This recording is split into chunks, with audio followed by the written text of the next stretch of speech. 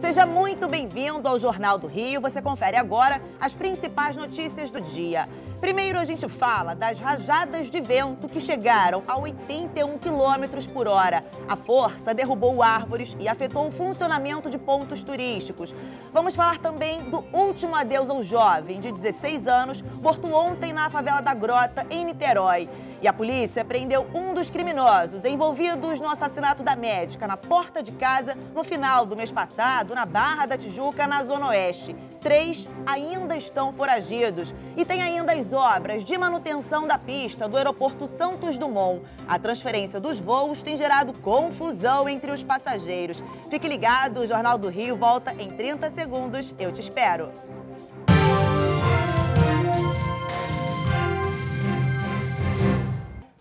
A gente abre o Jornal do Rio falando de uma manifestação que acontece no centro da cidade contra o corte de verbas feito pelo governo federal na educação. A Marcele Setúbal está ao vivo e traz mais informações. Boa noite, Marcele. Yasmin, boa noite para você, muito boa noite a todos. Esses manifestantes estavam na Igreja da Candelária, eles se reuniram por volta das 3 horas da tarde, caminharam. Uma parte do grupo chegou a caminhar pela Avenida 1º de Março em direção à Candelária e agora esses manifestantes chegam aqui na Cinelândia, no centro do Rio. Eles ainda caminham, ainda tem uma parte desses manifestantes caminhando pela Avenida Rio Branco, que está completamente interditada. E como você disse, esses manifestantes protestam contra o corte de verbas para a educação anunciado pelo governo federal e também contra a proposta da reforma da Previdência que foi aprovada no Congresso Nacional. E aí essa manifestação acabou causando aí alguns transtornos aqui para a cidade. A gente vai trazer aí alguns serviços para os nossos telespectadores. Por exemplo, a linha do VLT, na verdade as 2 linhas do VLT que circulam aqui pela Avenida Rio Branco estão paralisadas, estão com o serviço interrompido e esse serviço, segundo o VLT Carioca, funciona apenas da Praia Formosa até a Parada dos Museus e também da Praia Formosa até a Estação Colombo. E aí quem está nas estações, como a gente está aqui na Cinelândia, a gente observa aí que tem muita gente ainda aguardando o VLT passar. Olha, essas pessoas precisam procurar aí outros meios de saírem aqui do centro da cidade por causa dessa interrupção. A gente também tem informações, Yasmin, a respeito dos trens. Há problemas na circulação dos trens que seguem em direção a Santa Cruz e Japeri por causa de uma ocorrência que aconteceu, um atendimento a um passageiro na estação de São Cristóvão. E aí todos os trens expressos que seguem em direção a Japeri e também a Baixada Fluminense, de uma forma geral, a Santa Cruz, estão com problemas aí, os trens expressos estão aguardando ordem de circulação. Também pelas ruas do centro da cidade, Yasmin, muitos problemas. A gente informa agora sobre um grave acidente no túnel Marcelo Alencar. Está completamente interditado esse acidente envolvendo 2 ônibus e 3 carros, Yasmin. Obrigada, Marcele. E foi enterrado na tarde de hoje o corpo do jovem de 16 anos morto ontem na favela da Grota, em Niterói. Descendo com a mochila nas costas. Quando passa, o cara tá no beco, assim, ó, beco. Ao invés de chamar ele para ver o que ele tinha na bolsa, porra, atirou nele. Cristóvão é avô de Diogo Coutinho, jovem de 16 anos morto nesta segunda-feira na comunidade da Grota, onde desde cedo acontecia uma operação policial. O idoso, que é motorista de ônibus, estava trabalhando quando, ao passar pela comunidade, recebeu a notícia de que havia um morador baleado. O que ele não imaginava era que a vítima era o neto. O jovem foi baleado quando deixava a comunidade, seguia para o treino de futebol. Usava apenas uma mochila. Dentro dela, segundo familiares, havia R$ 85, dinheiro que teria recebido para passar o fim de semana na casa de um amigo, e uma chuteira, presente que recebeu do avô há poucas semanas. Eu falei assim, cara, meu neto foi treinar agora, desceu aqui agora. Será que meu neto? Parei o carro, fui lá, corri, quando cheguei lá, estava ali baleado, com o rosto no chão. E o cara falou que ele era, seu filho é traficante. Meu filho é traficante, pá. Abre a mochila dele que você vai ver a chuteirinha dele, o dinheiro da passagem dele é a sandália de dedo dele, cara. A mochila que ele usava desapareceu. A família conta que não havia mais confronto quando o jovem foi atingido. 1h da tarde que o garoto desceu, não tinha tiro nenhum. Não tinha meliante nenhum na rua. Rapaziada que trabalha no tráfego não estava lá. Eles já simularam tiro pro alto. Após a morte de Diogo, moradores fizeram um protesto num dos acessos à comunidade e atearam fogo num ônibus. Diogo era da categoria de base do América Futebol Clube. Numa mensagem, a diretoria do time lamentou a morte do jovem. Diogo foi enterrado nesta tarde em Niterói. Familiares e amigos vestiram camisetas brancas manchadas de tinta vermelha para se despedir do jovem. A gente já está cansado disso ali já, rapaz. Nossa comunidade, tem gente trabalhadora, eu inclusive sou trabalhador. Todo mundo que está aqui é trabalhador, rapaz. Mata um leão, um gigante por dia, rapaz, para ficar sofrendo essas repressão aí. E em Magé, moradores protestaram contra a morte de um jovem de 19 anos que foi atingido por uma bala perdida durante uma operação policial. Aí, galera, quebraram tudo aqui, ó. Prefeitura de Magé. Quebraram as duas portas dos dois lados. A Prefeitura de Magé foi alvo do protesto de moradores, que também colocaram fogo em pneus no centro do município da Baixada Fluminense. A manifestação foi pela morte de um jovem de 19 anos, o Henrico de Jesus, baleado durante uma operação da Polícia Militar nesta segunda-feira em uma comunidade de Magé. Em nota, a PM informou que apreendeu com o Henrico um revólver calibre 38, um radiocomunicador e uma mochila com cocaína e maconha. Mas a família nega o envolvimento do jovem com tráfico. Ele concluiu o ensino médio no ano passado e trabalhava como repositor em um supermercado. Na rede social, aparecem fotos com o uniforme da empresa. A Polícia Civil investiga o caso. E durante um evento em Japeri, na Baixada Fluminense, o governador Wilson Witzel comentou sobre as mortes de jovens nos últimos dias. Witzel creditou a autoria dos crimes ao tráfico e garantiu que vai intensificar ainda mais as operações policiais. Nós lamentamos muito as perdas humanas. As nossas polícias estão trabalhando diuturnamente para descobrir quem são os terroristas que fizeram isso, porque as mortes que ocorreram na sequência são mortes muito típicas de atos terroristas, de facções criminosas que estão se sentindo cada vez mais oprimidas pelo combate que estamos realizando. Nós vamos evitar outras mortes, estamos trabalhando para evitar outras mortes e nós não vamos parar. Nós vamos agora fazer outras operações com inteligência, com forças especiais. Nós chegaremos no núcleo dessas comunidades para poder, de vez, como se diria na Inglaterra, Winston Churchill, para cortar a cabeça da serpente. Aqueles que estão no crime terão duas saídas: ir para o sistema penitenciário ou, se enfrentar a polícia, vão morrer. O secretário de Segurança Pública e de Transportes de Magé foi flagrado agredindo um comerciante nesta segunda-feira. O vídeo foi gravado durante uma operação para coibir o comércio de ambulantes no município da Baixada Fluminense. Nas imagens, o secretário Renato de Abreu está de camisa azul. Ele parece discutir com o comerciante. Renato então dá um tapa no homem, que é contido por guardas municipais. O caso foi registrado na delegacia e, em nota, a Prefeitura de Magé disse que abriu um procedimento interno para apurar, então, a conduta ali dos agentes durante a ação. E a polícia prendeu hoje um dos envolvidos no assassinato da médica Maura Sevage, morta na porta de casa no final do mês passado. 3 ainda estão foragidos. Lucas Santos Campos, conhecido como Gordo, de 29 anos, foi preso nesta manhã em Cascadura, na zona norte do Rio. Ele estava em casa com a mãe e os irmãos e não resistiu à prisão. Ele admite fazer parte de uma quadrilha de roubo de carros aqui no bairro da Barra Tijuca, mas que neste latrocínio ele não estaria envolvido, o que é totalmente rechaçado devido às provas que tem no inquérito que atestam a autoria dele. Segundo a polícia, além dele, participaram do assassinato da médica Maura Sevage Soares, de 61 anos, Leonardo Ferreira, Pedro Henrique Alves Medeiros e Guilherme Lopes da Silva, este último apontado como o autor do disparo.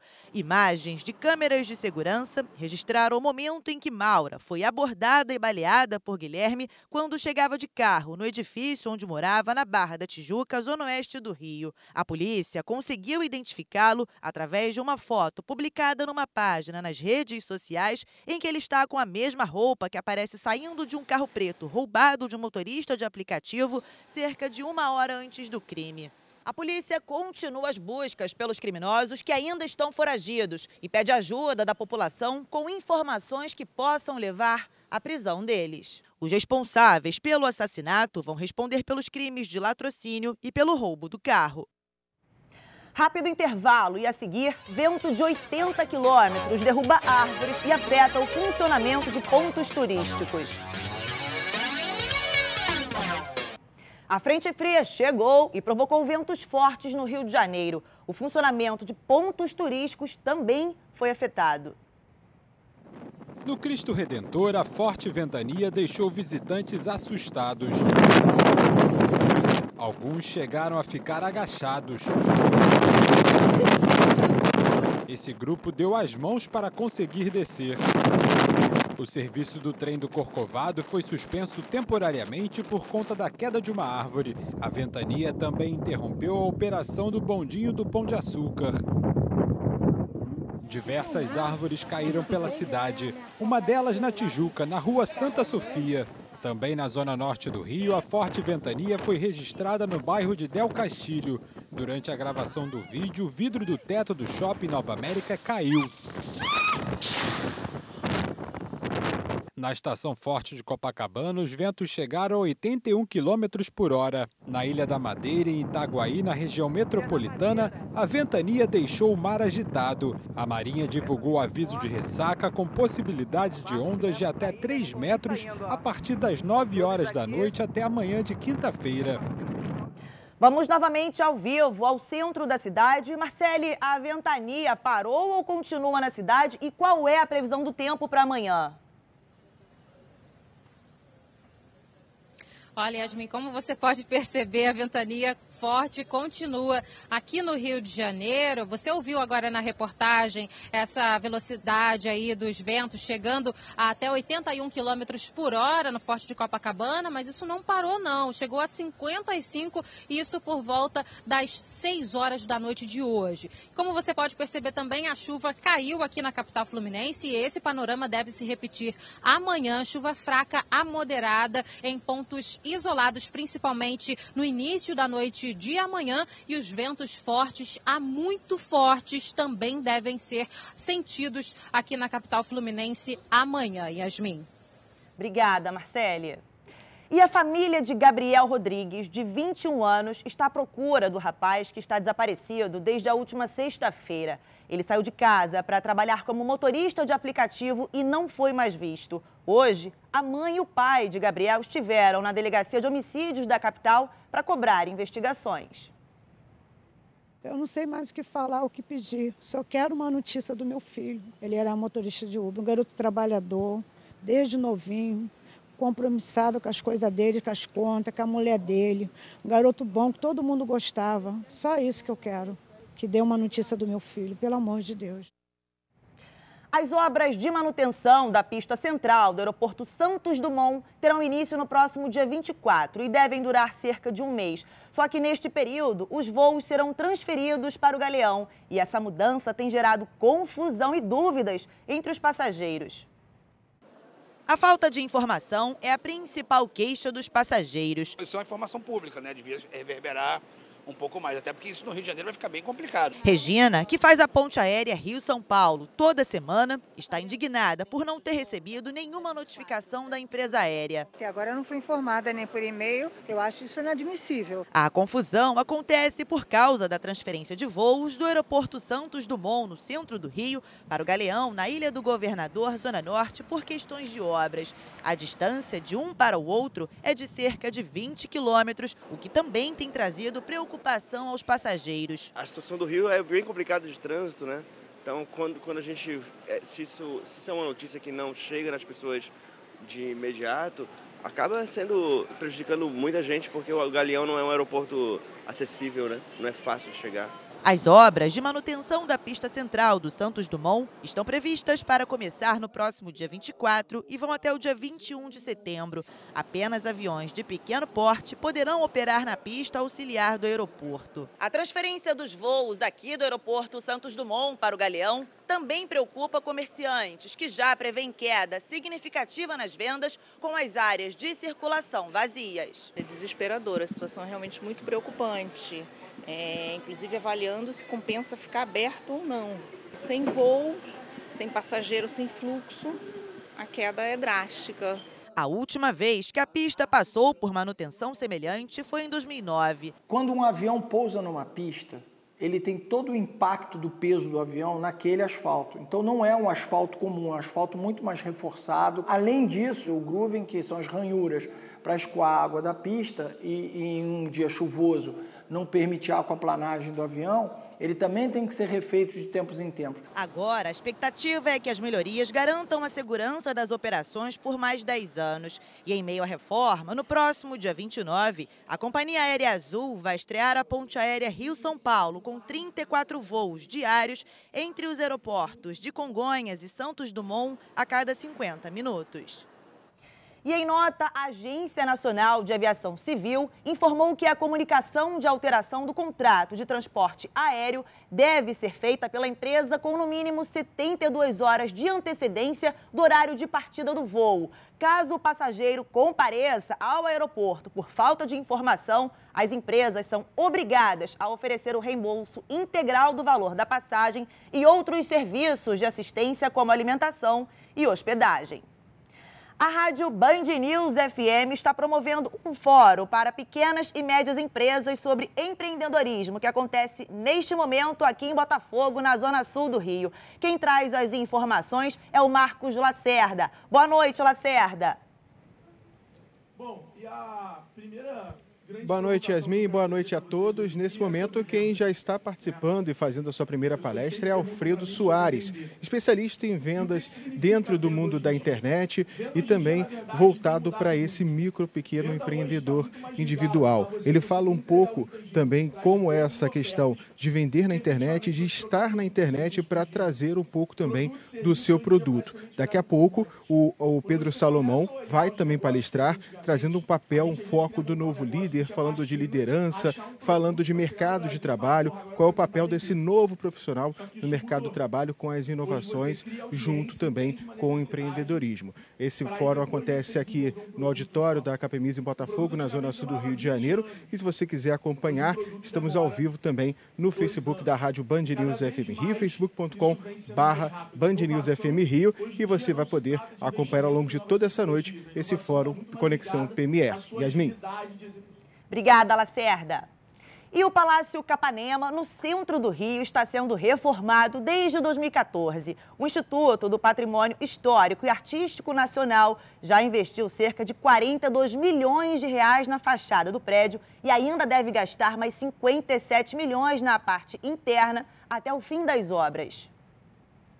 Oscar Niemeyer, Lúcio Costa, Le Corbusier, nomes de referência da arquitetura. Pode-se dizer que os traços de todos formaram este espaço no centro do Rio. Foram tantos detalhes colocados em cada parte que aqui não é apenas um prédio, e sim um palácio. Por isso, o Palácio Capanema se tornou um marco na arquitetura mundial e foi tombado para preservar a originalidade. Desde 2014, a construção passa por uma grande reforma estrutural, que já restaurou os jardins suspensos e a fachada externa. É um prédio que tem detalhes que têm que ser observados, restaurados minuciosamente, com todo cuidado. O foco agora é na restauração interna, bem rigorosa. O chão em mármore amarelo foi protegido com uma camada de gesso por cima de uma lona. Nas escadas, a mesma coisa. E as esculturas foram cercadas com madeira para não serem danificadas. A terceira fase das obras inclui também a modernização dos sistemas hidráulicos, elétricos e de esgoto. Afinal, são 82 anos de história. Foi nesta sala, por exemplo, que Niemeyer projetou a nova capital do país, Brasília. A reforma no Palácio Capanema está a todo vapor para receber o maior evento de arquitetura no mundo. O 27º Congresso Mundial de Arquitetos acontece em julho do ano que vem e vai reunir os especialistas mais renomados. E o cenário não poderia ser mais marcante. A visita ao Capanema é uma visita cobiçada. Isso enche os olhos de qualquer arquiteto, porque faz referência a um momento da história da arquitetura, a uma passagem muito interessante na história da arquitetura brasileira. E depois do intervalo, cápsulas do tempo guardam mistérios e preservam o passado. O leilão das joias da ex-primeira-dama do Rio, Adriana Anselmo, foi suspenso. A decisão, motivada pelos preços atribuídos ao lance mínimo, é do juiz federal Marcelo Bretas. Os bens seriam leiloados nesta quinta-feira e são avaliados em mais de R$450 mil. As joias foram apreendidas pela força-tarefa da Lava Jato na época da prisão de Adriana e do ex-marido, o ex-governador Sérgio Cabral. De acordo com o Ministério Público Federal, as joias eram compradas sem notas fiscais em um esquema de lavagem de dinheiro do político.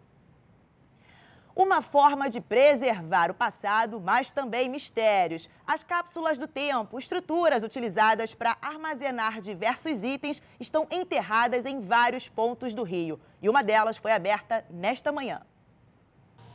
Na cápsula de latão, lembranças de 50 anos atrás. A cerimônia de abertura foi cercada de expectativa. Também pudera. Quem faz parte do movimento bandeirante cresceu ouvindo histórias dos objetos enterrados no Rio de Janeiro em 1969 para celebrar meio século da organização no Brasil. O significado era, quando o movimento completar 100 anos, vocês vão abrir essa cápsula. Então, hoje, completando 100 anos, nós estamos constatando, né, as lembranças das nossas irmãs, os sentimentos, as histórias. Apesar de ter sido guardado em condições longe das ideais, o conteúdo está aparentemente bem preservado. São jornais e revistas da época, documentos e fotos. O material será agora analisado de forma detalhada e depois exposto. Dona Leda espera encontrar o registro feito por ela, que na época tinha 25 anos. Muita emoção. A gente tem uma vida ali dentro, dos 50 anos ali dentro. As cápsulas do tempo se tornaram mais recorrentes a partir do século XX, especialmente depois das 2 guerras mundiais. Historiadores afirmam que tanta destruição acabou provocando mudanças na relação com o passado e aumentou a preocupação em preservá-lo para as futuras gerações. Ainda aqui no Rio de Janeiro, em frente ao Museu Nacional, que foi incendiado há quase um ano, a gente tem mais um exemplo disso. Olha só, uma cápsula do tempo que foi enterrada, está aqui o ano, em 1972. O conteúdo é cercado de mistério. A cápsula foi enterrada para celebrar os 150 anos da independência do Brasil, mas ninguém sabe ao certo o que tem nela. A mensagem na placa diz apenas que guarda um documento que revela a cultura de uma geração. O ano previsto para a abertura é 2022. Naquele momento, tentou-se organizar, reunir vestígios, objetos que indicassem o que aquela geração estava vivendo. Pelo conteúdo do texto que ela guarda, criou-se uma relação afetiva entre o que ela pode representar e o ocorrido à instituição. E dessa maneira eu acho que ela agora integra uma certa, o que a gente pode chamar de um acervo afetivo do Museu Nacional. Há exemplos ainda mais antigos. Em 2012, durante as obras de revitalização da zona portuária do Rio, foi encontrada uma caixa de madeira com documentos e jornais do século XIX. Eles traziam desde notícias sobre escravos fugitivos até anúncios de aluguel de amas de leite. Registros que agora estão na Biblioteca Nacional, disponíveis para consulta de futuras gerações. O Jornal do Rio termina aqui. Obrigada pela companhia. A gente se vê amanhã às 6:50 da noite. Até lá!